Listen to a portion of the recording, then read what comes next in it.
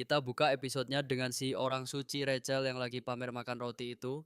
Dia mau sok jago ngebuktiin ke semua orang kalau wabah di desa ini bukan penyakit biasa. Dia mau cuci otak warga kalau ini ulah roh jahat yang cuma bisa tenang kalau ada tumbal nyawa. Di saat yang sama Cana cuma bisa ngebatin, wah lahap bener ya.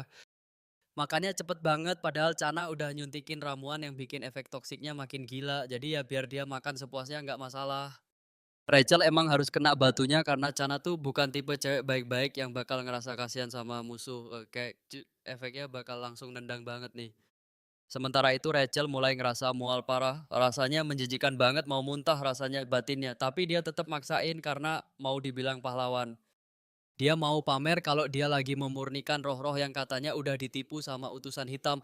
Demi reputasi dia telan semua rasa jijik itu. Dan tiba-tiba dia, boom, racunnya mulai kerja, Rachel mulai linglung dan halusinasi parah. Cahaya apa ini, wah apa ini keajaiban dari yang kuasa. Dia ngerasa lihat pohon dunia yang legendaris itu. Terus dia dengar suara gaib yang bilang, wahai orang suci bersatulah dengan pohon dunia sekarang juga. Iya, jadilah makhluk suci berikutnya. Suara itu terus manggil-manggil dia buat memurnikan seluruh benua. Rachel benar-benar udah kehilangan akal sehatnya. Ya ini dia ritual pemurnian itu aku bakal selamatin dunia ini. Dia teriak-teriak histeris ngerasa dirinya udah jadi dewi. Warga yang awalnya percaya mulai bingung. Aku emang percaya sama dia dari awal tapi Rachel malah makin gila dan ngerasa dia penguasa segalanya.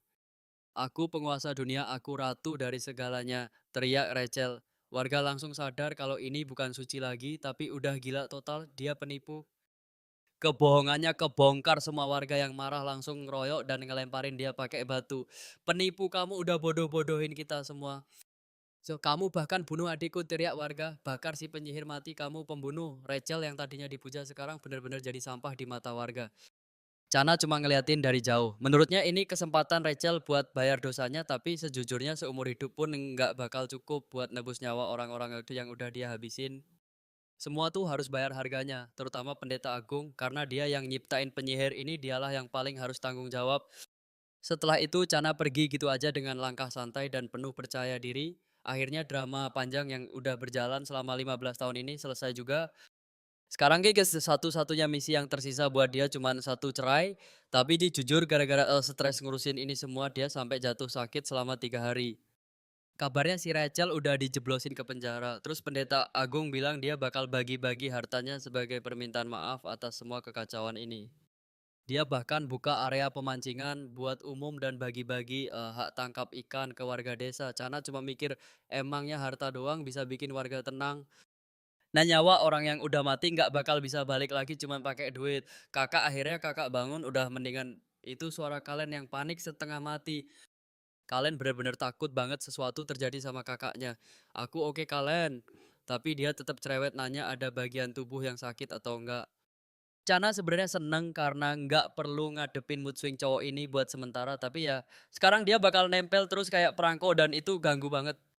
Kalian mulai ngamuk ke pengawalnya. Gimana sih cara lu jagain dia sampai muka kakak gue jadi pucat begini? Lu niat kerja nggak? Enggak gitu kalian. Killord udah bantuin aku banyak banget kok. Kalau nggak ada dia mungkin bakal lebih parah lagi. Cana langsung ngebela Killord. Hah beneran kalian langsung kicep itu. Killord sendiri cuma bisa nahan diri meski sebenarnya dia pengen banget motong lidah si Rachel jadi dua bagian sebagai bukti pengabdian. Killord ngerasa gagal karena nggak punya bukti fisik ya kalau dia udah ngelindungin Chana dengan sempurna. Kalian akhirnya cuma bisa narik napas lega kakaknya baik-baik aja. Pokoknya aku seneng kakak selamat ya. Jujur sejak kakak pergi dari rumah aku nggak bisa tidur nyenyak satu malam pun. Manja banget emang si adik satu ini. Jana cuma bisa ngebatin sabar, tahan dulu. Dia harus tetap acting jadi kakak yang baik karena kalian masih berguna buat rencana besarnya. Kalau dipikir-pikir keterlibatan kalian dan Killord emang salah satu kunci sukses misi ini. Makasih banyak ya Tuan Killord, ucap Cana tulus. Enggak masalah, saya cuma jalanin tugas saya kok. Killord tetap rendah hati, padahal dia sendiri sampai basah kuyup kehujanan gara-gara nungguin Cana. Cana inget kejadian 2 hari lalu pas Killord nunggu di luar. Tuan Killord jangan cuman berdiri di sana, ayo masuk. Dia ngerasa nggak enak karena ini bukan pertama kalinya dia biarin Killord nunggu di tengah hujan deras kayak gitu. Sini coba saya lihat tangan kamu. Oh, tangan saya, "Oh, silakan." Chana langsung buka sarung tangan Killord buat ngecek kondisinya. Namanya juga dokter insting medisnya langsung jalan. Jangan khawatir, saya baik-baik aja kok," kata Killord. Tapi Chana ngerasa ada yang aneh, denyut nadinya kok kenceng banget ya, lebih cepat dari orang normal. "Kamu pusing hidung tersumbat, jujur aja kalau ngerasa nggak enak badan."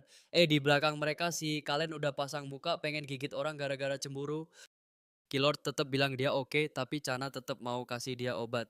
Aneh nggak ada demam, tapi kenapa nadinya cepet banget ya? Chana bingung sendiri. Kalau dilihat-lihat mereka berdua emang kelihatan kayak kakak adik yang kompak banget. Killord sampai mikir katanya hubungan mereka buruk pas kecil, tapi lihat sekarang susah banget percaya sama gosip itu kalau ngelihat betapa mereka saling peduli satu sama lain. Di Kalen jelas lagi ngerasa di atas angin dapat perhatian lebih, tapi tiba-tiba suasana berubah jadi tegang. Sosok yang nggak disangka-sangka muncul. "Ayah," Chana kaget setengah mati. Kenapa tiba-tiba ayahnya ada di Pulau Failon ini? Pasti Kalen yang laporan nih.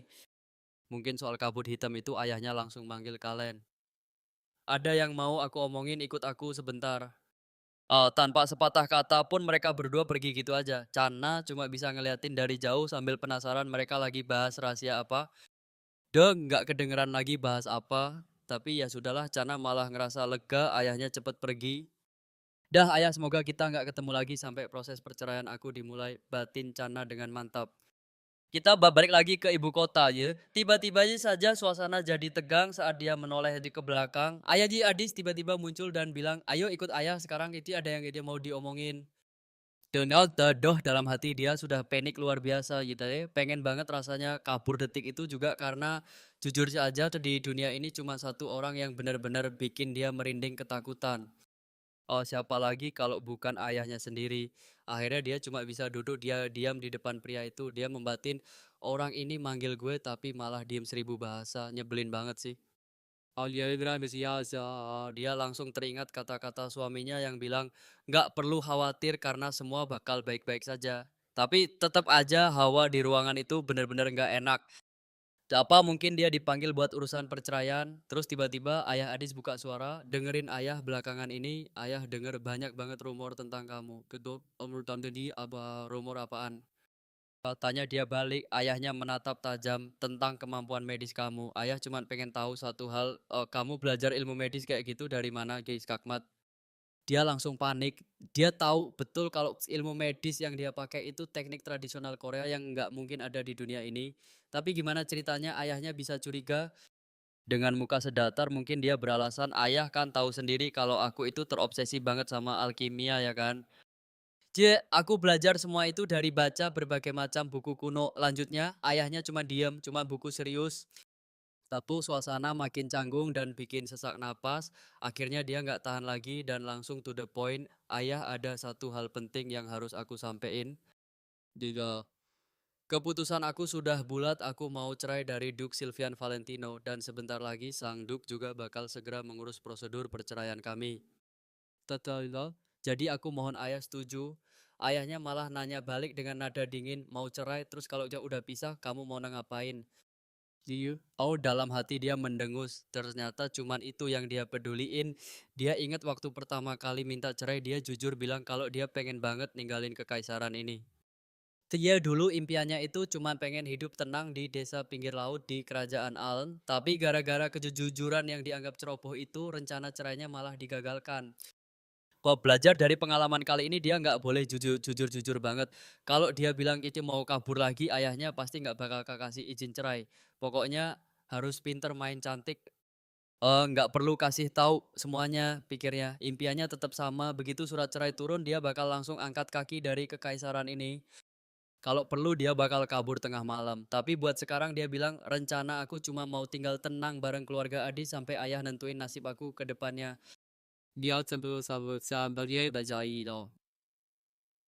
Dia ngomong gitu sambil pasang muka polos nan cerdas. Nah, ini kan jawaban yang ayah pengen denger, batinnya sambil nunggu reaksi sang ayah. Dan berhasil ayahnya setuju buat kasih izin cerai. Dia tuh harus bener-bener nahan diri nih supaya nggak lompat kegirangan di depan ayahnya, soalnya kalau ketahuan seneng bisa-bisa dibatalin lagi. Ya makasih banyak ayah.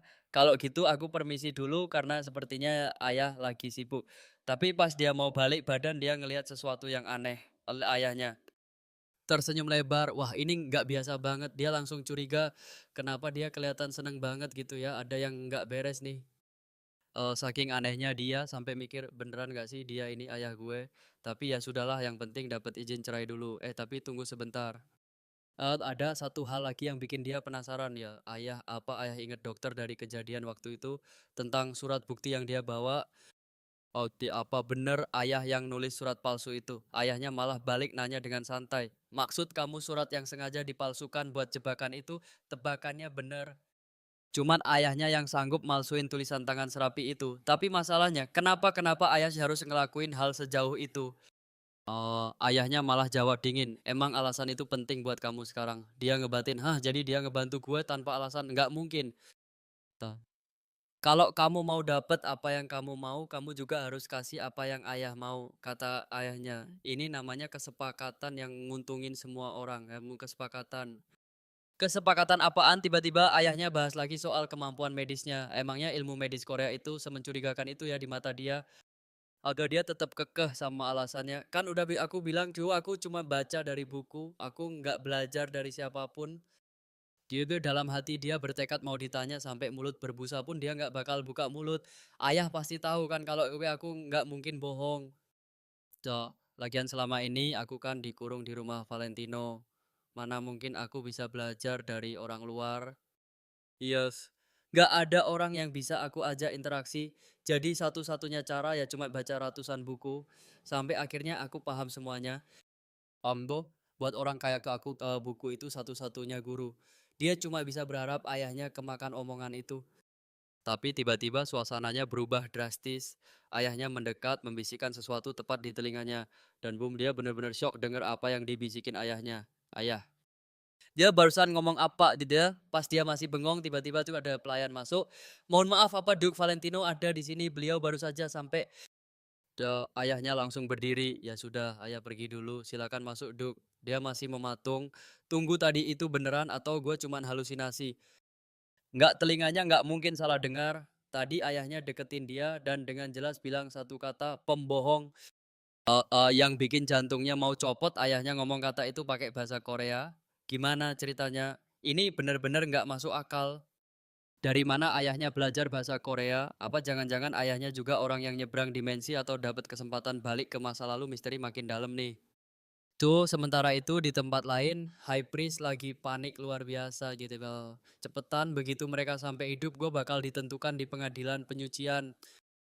Yo, Orsini baru aja kirim pesan darurat soal kabut hitam. Gara-gara itu dua pihak besar dijadwalkan bakal datang ke Pulau Thailand buat investigasi. Tahu di satu sisi ada para pendeta suci tingkat tinggi dengan kekuatan ilahi dan di sisi lain ada keturunan ksatria suci yang kekuatannya nggak main-main. Terus gue gimana nih pikir si narator. Gue kan nggak punya kekuatan suci sama sekali, benar-benar di luar nalar. Yaudah sound damai semana kemarin dia sempat diculik orang gila dan dipaksa makan roti dalam jumlah banyak lagi. Tapi jujur sih itu pengalaman yang aneh banget rasanya kayak lagi di dunia lain. Slow persis kayak momen pertama kali dia ngelihat sosok dewa di kuil. Kulitnya putih bersih kayak mutiara. Bener-bener pemandangan yang nggak bakal bisa dilupain seumur hidup. Cahayanya mengalir begitu indah seolah-olah kekuatan bulan sedang meluap-luap. Apa aku bisa merasakan keajaiban ini sekali lagi? Tunggu dulu kamu mau kemana? Tuan Zerup wahai pendeta agung, kenapa terburu-buru pergi di tengah malam begini? Oh jadi kamu juga sama saja, bukankah seharusnya kamu mendekam di penjara? Bagaimana bisa kamu sampai di sini? Hei pendeta aku tanya duluan, mau kemana kamu jam segini? Terus Nyonya Rachel kok tega banget ditinggal sendirian begitu saja? Bukannya seharusnya kamu ada di sampingnya sekarang. Oh maksudmu nona muda itu? Dengar ya, aku sudah melayaninya terlalu lama. Capek tahu, apa itu belum cukup? Tuan Jeruk berani-beraninya kamu bicara begitu, terlepas dari semua dosa yang dilakukan Lady Rachel, bukankah kalian ini teman lama? Justru itu poinnya, kamu tidak akan pernah paham betapa sulitnya melayani semua keinginan konyol gadis itu. Menyebalkan sekali. Tapi ya ada untungnya juga sih, gara-gara dia persembahan rahasia itu selalu lancar tiap tahun. Apa persembahan maksudmu apa diam kau dasar babi kecil yang tidak punya kekuatan suci? Tunggu, ada apa ini sebenarnya? Apa yang terjadi? Jangan bilang kalau maksudmu itu gawat banget. Ya sudahlah, toh aku memang berniat menghabisinya dari awal. Tidak, maksudku SSH, diam, jangan berisik. Jangan asal bicara sembarangan, karena tepat di detik ini ada sosok yang sangat-sangat mengerikan sedang berjalan di sini. Benar saja di sisi lain Sang Duke Agung sedang melangkah masuk ke kuil ini. Duke Edis, sudah lama sekali ya.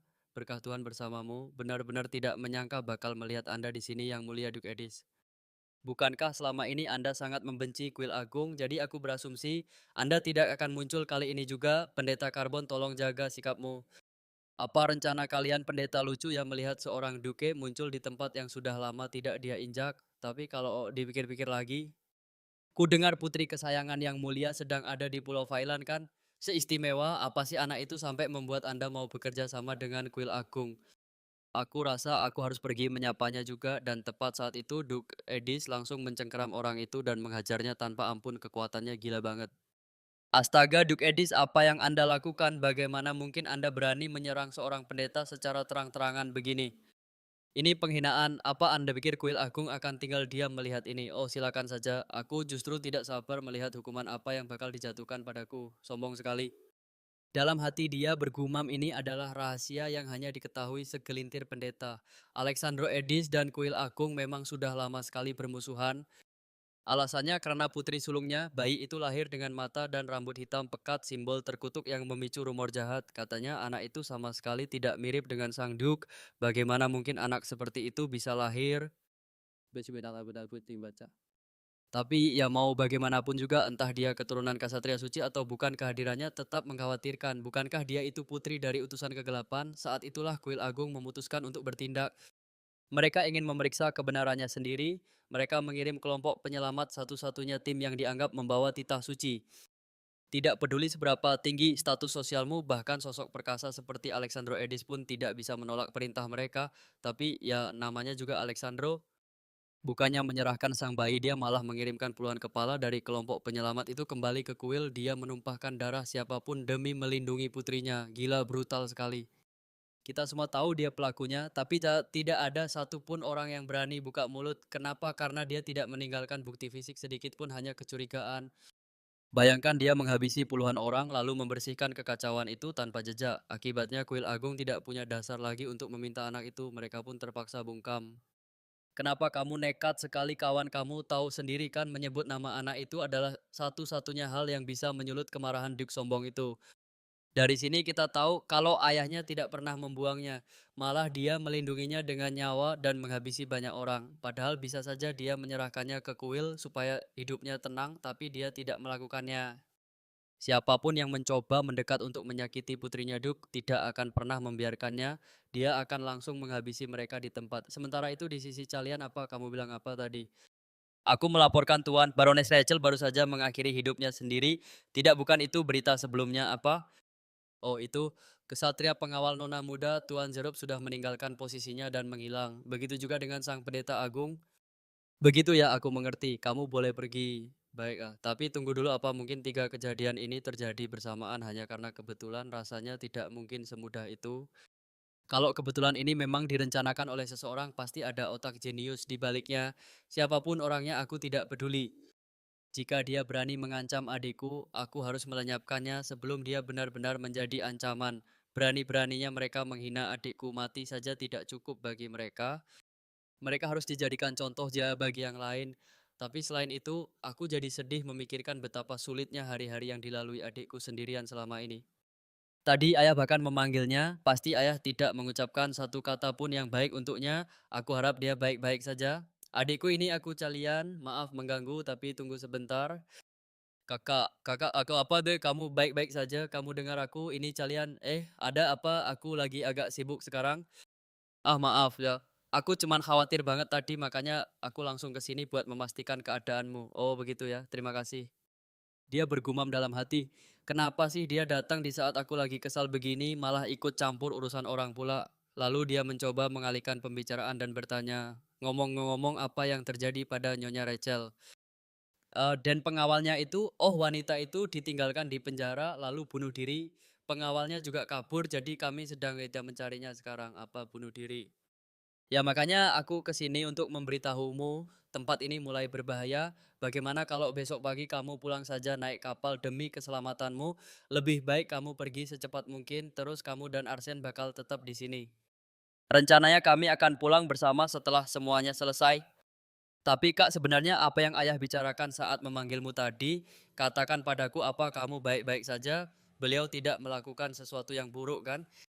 Oh itu, biasa saja kok, tidak ada yang penting, cuman omong kosong gitu. Tapi kemudian dia teringat saat ayahnya mendekat dan membisikkan sesuatu dalam bahasa Korea. Pembohong, katanya. Saat itu jelas sekali kalau Papa PD bicara dalam bahasa Korea. Ini tidak mungkin cuma salah dengar, pasti ada rahasia besar di sini. Rahasia yang tidak aku ketahui sama sekali, tidak ada cara lain aku harus cari tahu. Cuman ada satu tempat yang bikin aku curiga soal rahasia ayah di Mansion Adis ini. Kamar terlarang itu ruangan yang nggak boleh dimasuki siapapun atas perintah tegasnya. Tahu kamar rahasia gak? Kalau kata-kata klien benar ayah bakal tertahan di pulau itu buat beberapa hari ke depan. Artinya inilah satu-satunya kesempatan emas buatku. Aku harus masuk ke sana dan bongkar semuanya. Pasti ada hubungannya sama desa misterius itu. Apapun taruhannya aku harus masuk. Siapa tahu ada petunjuk soal kapal yang bisa bawa aku balik ke duniaku.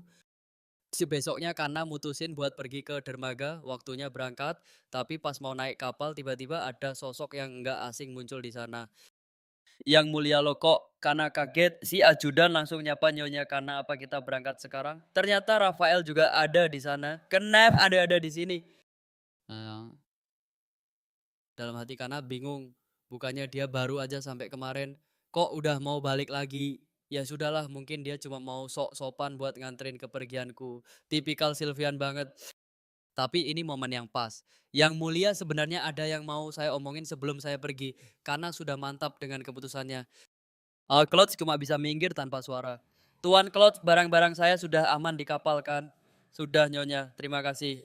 Oke, sekarang tinggal urusan sama pria ini. Dengar ya yang mulia, saya nggak mau basa-basi. Kemarin saya sudah dapat izin dari ayah saya. Dia bingung, izin-izin buat apa tepatnya? Izin buat cerai lah, apalagi boom. Dia shock berat itu. Selama ini dia pikir karena cuma gertak sambal atau cari perhatian doang. Gitu. Dia pikir karena bakal terus ngejar-ngejar dia kayak dulu dan mohon-mohon buat jangan ditinggalin. Tapi sekarang dia sadar kalau karena beneran serius. Karena bener-bener mau lepas dari dia dan pergi sejauh mungkin. Nggak ada lagi drama cinta-cintaan yang melelahkan itu. Begitu Anda balik ke ibu kota nanti tolong segera urus prosedur perceraian kita, jangan ditunda lagi. Nyonya karena kalau Anda terus begini saya nggak akan tinggal diam. Kok karena ngebatin bagus emang itu yang aku incer. Ini ya kali ini beda, nggak akan ada kata mundur. Keputusan ini sudah final dan nggak bisa diganggu gugat lagi. Jadi aku nggak bisa cuek lagi sekarang. Kalau kamu terus-terusan maksa ya udah aku bakal setuju buat cerai. Dia masih berusaha jual mahal, padahal hatinya mulai goyah. Karena cuma bisa geleng-geleng. Cowok ini beneran mikir aku lagi acting. Wah ternyata dia lebih bodoh dari yang aku bayangkan. Nggak usah kau khawatir. Gitu. Niat saya nggak akan berubah selamanya. Itu apa Anda bisa tanggung jawab sama ucapan itu? Karena jawab tegas, saya nggak pernah ngomong hal yang nggak bisa saya lakuin. Dan saya harap yang mulia juga bakal ngelakuin hal yang sama kan? Lebih tepatnya karena Anda sudah kasih janji, saya yakin banget Anda bakal tepatin itu semua. Karena bener-bener nggak kasih celah buat dia menghindar. Sampai jumpa di ibu kota yang mulia. Karena balik badan dan pergi gitu aja dengan sangat dingin. Tapi tiba-tiba dia narik tangan kanan dengan kencang. Tolong dong pergilah dengan tenang gitu. Nanti kita bahas detailnya lebih dalam di ibu kota Nyonya. Dia berusaha sok manis sekarang, berusaha ngerayu dengan tatapan matanya. Karena langsung paham taktik busuknya, dia mau coba goda aku lagi. Apa-apaan sih dia ini perubahannya benar-benar bikin nggak nyaman. Ada yang salah sama cara salam saya, tanya dia sok polos. Karena ngebatin salamnya sih nggak masalah. Yang masalah itu kenapa Anda tiba-tiba jadi perhatian kayak gini aneh. Aduh. Dia pikir aku bakal luluh cuma gara-gara perlakuan manis sesaat ini. Jangan harap. Oke, kalau dia mau main-main, mari kita ladenin sebentar. Mendingan Anda bersikap kayak biasanya aja. Itu jauh lebih bikin saya tenang. Lagian 7 tahun itu bukan waktu yang sebentar kan yang mulia. 7 tahun sudah cukup buat saya ngetes semua perubahan ini. Omong-omong, Anda nggak lagi coba-coba buat batalin perceraian kita kan? Gitu. Kenapa diem aja? Anda sudah janji loh. Akhirnya dia nyahut pelan. Tentu saja Nyonya Kana, Anda bisa pegang kata kata saya. Jadi ya gitu, semoga Anda selamat sampai tujuan ya, tapi tatapan matanya itu loh jelas banget ada rencana lain di kepalanya. Licik dia nggak bakal lepasin Kana gitu aja. Udah dulu pas Kana cinta mati dia nggak peduli sama sekali, mau Kana hidup atau mati pun dia bodo amat. Sekarang pas Kana minta cerai dia malah mendadak ada jadi bucin, telat banget. Tapi ya inilah Kana, mau dia ngelakuin apapun Kana nggak akan pernah tarik kata-katanya. Keputusan buat cerai sudah di harga mati dan itulah akhir dari babak ini. Gimana menurut kalian, apa sih yang mulia ini beneran bakal lepasin Kana atau malah makin obsesif? Tulis pendapat kalian di bawah ya.